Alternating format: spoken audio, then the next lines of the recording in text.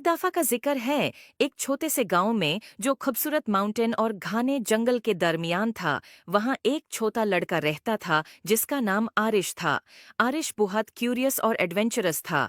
हमेशा अजीब और फैंटास्टिकल जगहों कई सपने देखता रहता। एक दिन गांव के किनारे की सैर करते हुए उसने एक रास्ता देखा जो उसने पहले कभी नहीं देखा था। ये रास्ता एक पुराने जादुई घर तक जाता था जो फूलों से ढका हुआ था और एक गार्डन जो जादू से चमकता था उसके इर्द गिर्द था। आरिश खूफ और जोश से घर की तरफ बढ़ता है। जैसे ही उसने दरवाजे का हैंडल छूने की कोशिश की वो एक गरम सुनहरी रोशनी से चमक उठा। दरवाजा खुद ब खुद खुल गया जैसे कि वो उसको बुलाता हो। अंदर घर अजीब और शानदार चीजों से भरा हुआ था। किताबें जो राज बताती थीं, पेंटिंग्स जो हरकत करती थीं और फर्नीचर जो अपनी ही धुन पर नचता था। जब आरिश घर को देख रहा था उसकी मुलाकात एक बारी उल्लू से हुई जो बोल सकता था। उल्लू का नाम ओलिवर था।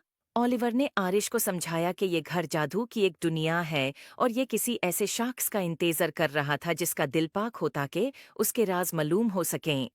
घर का अपना एक मैजिक था जो अपना जादू उन लोगों से शेयर करना चाहता था जो इसके लायक थे। ओलिवर ने आरिश को घर के अंदर घूमने में मदद की और उसे अद्भुत कमरे दिखाए।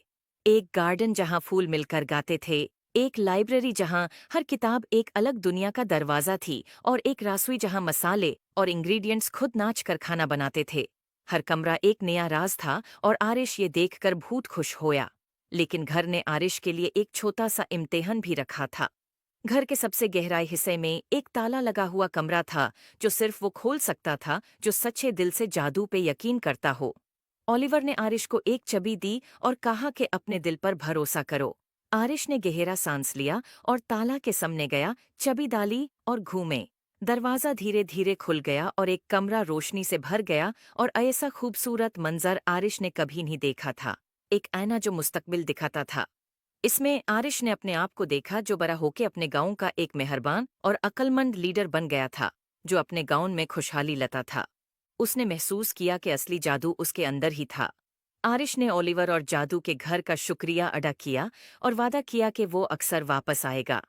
और इस तरह आरिश और जादू का घर सबसे अच्छे दोस्त बन गए और उनकी दोस्ती ने गांव में सलोन तक जादू और खुशियों को ले आया। उम्मीद है आपको स्टोरी पसंद आए होगी। Please like and subscribe my YouTube channel